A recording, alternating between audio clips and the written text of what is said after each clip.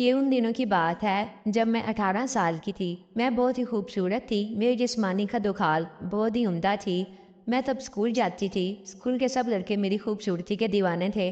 میرے بڑے بھائی لکڑی کا کام کرتے ہیں اور وہ اچھے پیسے کماتے ہیں۔ ہمارے گھر میں تمام آسائشیں موجود ہیں۔ بھائی کی عمر 27 سال ہو چکی تھی اور بھائی کی شادی کی ڈیٹ فکس ہو چکی تھی۔ ہم سبھی بہت خوش تھے، میری امی بھی بہت خوش تھیں کیونکہ ان کے سب سے بڑے بیٹے کی شادی تھی۔ یہ ہمارے گھر کی پہلی شادی تھی۔ میں تو ابھی کافی چھوٹی تھی، اس لیے میرا نمبر بھی کافی دور تھا۔ ہم دو ہی بہن بھائی ہیں، میں گھر والوں کی لاڈلی بیٹی ہوں۔ مجھے سب خاندان والے بہت ہی پیار کرتے ہیں کیونکہ میں اکلوتی ہوں۔ دسمبر کے آخری ہفتے میں بھائی کی شادی کی ڈیٹ فائنل ہوئی۔ ہم سب گھر والوں نے دھوم دھام سے شادی کی تیاری کی۔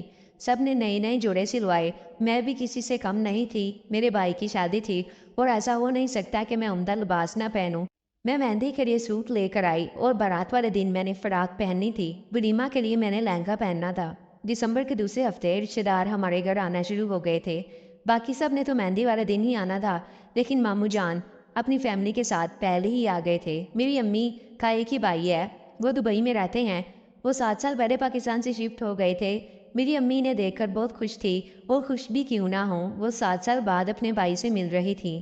میرے ماموں کی کوئی اولاد نہ تھی، اس لیے مجھے وہ اپنی بیٹی سمجھتے تھے اور مجھ سے بہت پیار کرتے تھے۔ میں بچپن ہی سے ماموں کی لاڈلی رہی ہوں۔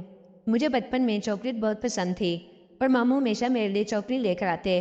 جب میں اسکول سے واپس آئی تو ماما نے بتایا کہ تمہارے ماموں آئے ہیں۔ جب میں نے یہ سنا تو میں بہت ہی خوش تھی۔ میرا بھی بہت دل کر رہا تھا کہ میں اپنے ماموں سے ملوں۔ میں نے امی سے کہا کہ کہاں ہے ماموں؟ امی نے کہا اوپر کمرے میں آرام کر رہے ہیں۔ میں نے اپنا بستہ اتارا اور بھاگ کر ماموں کے کمرے میں چلی گئی۔ بھاگ کر ماموں کے ساتھ لپٹ گئی۔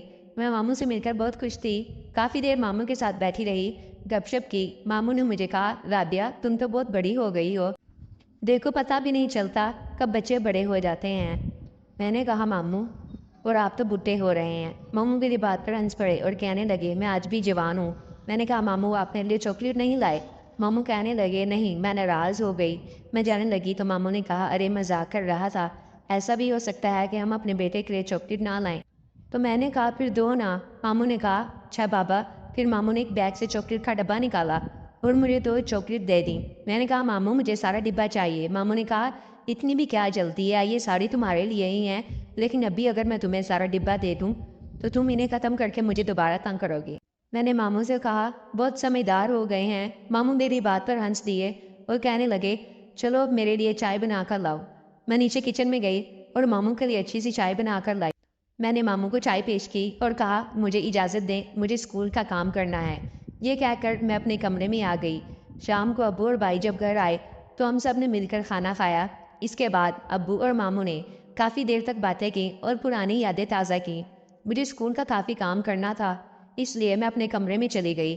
رات کے 11 بج چکے تھے اور میں ابھی تک اپنا ہوم ورک کر رہی تھی۔ میں اپنے کمرے میں آزاد گھوم رہی تھی کیونکہ مجھے پتا تھا کہ یہ میرا کمرہ ہے، یہاں پر کوئی بھی میری اجازت کے بغیر نہیں آئے گا۔ میں نے ہلکا سا لباس پہنا ہوا تھا۔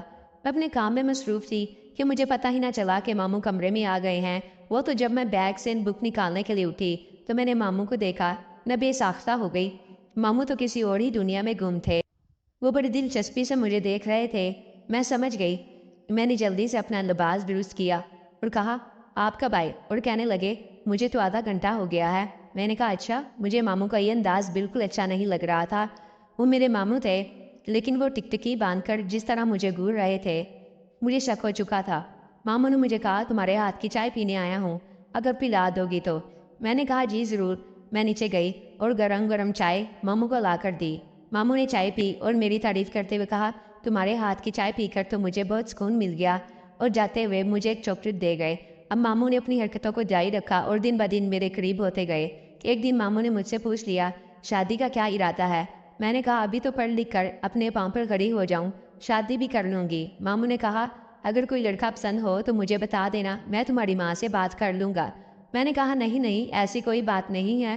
ماموں نے میرے کندھے پر ہاتھ رکھتے ہوئے کہا بیٹا میں ابھی اس عمر سے گزر کر گیا ہوں، اب تو ہم ویسے بھی بہت اچھے دوست بن چکے ہیں، اس لیے تم کوئی بھی بات مجھ سے شیئر کر سکتی ہو۔ ایک رات گھر والے شاپنگ کے لیے گئے ہوئے تھے۔ میں اور ماموں گھر پر اکیلے تھے اور گھر والوں کو واپسی میں صبح ہو جانی تھی کیونکہ وہ دوسرے شہر گئے تھے۔ میں معمول کی طرح اسکول کا کام کرنے لگی۔ مجھے یاد آیا کہ میں نے اپنے ماموں سے چاکلیٹ تو لی ہی نہیں۔ میں ماموں کے کمرے میں گئی اور کہا ماموں آپ نے مجھے آج چاکلیٹ نہیں دی۔ ماموں کسی سے فون پر بات کر رہے تھے، انہیں سمجھ ہی نہیں آئی میں کیا بول رہی تھی۔ میں نے 2-3 مرتبہ کہا لیکن ماموں نے نہ سنا۔ جب میں نے چوتھی بار کہا تو ماموں نے مجھے غصے سے کہا تمہیں نظر نہیں آ رہا کہ میں فون پر بات کر رہا ہوں؟ میں نے راز ہو کر اپنے کمرے میں چلی گئی۔ رات کے 12 بج چکے تھے۔ میں اپنے بستر میں لیٹی ہوئی تھی۔ ماموں رات کو آئے اور مجھے منانا شروع کر دیا اور کہا میں تو کسی سے بات کر رہا تھا، مجھے معاف کر دو، تم تو میری پیاری سی گڑیا ہو۔ میں نے کوئی جواب نہ دیا۔ ماموں میرے ساتھ لیٹ گئے۔ وہ مجھ سے معافی مانگ رہے تھے لیکن میرا منہ بنا ہوا تھا۔ ماموں نے کہا چلو چاکلیٹ کا پورا ڈبہ لے لو۔ جب میں نے یہ سنا تو میرے چہرے پر ہلکی سی مسکراہٹ آئی، لیکن ماموں بولے کہ اس کی ایک شرط ہے۔ میں نے کہا کیسی شرط؟ انہوں نے بتایا تو میرے پیروں تلے زمین نکل گئی، میرے ہوش خطا ہو گئے۔ میرے نہ کرنے کے باوجود مجھے پکڑ لیا۔ اور اگر آپ کو میری ویڈیوز اچھی لگ رہی ہیں تو مجھے کمنٹ کر کے ضرور بتائیں اور ویڈیو کو لائک کرنا نہ بھولیں۔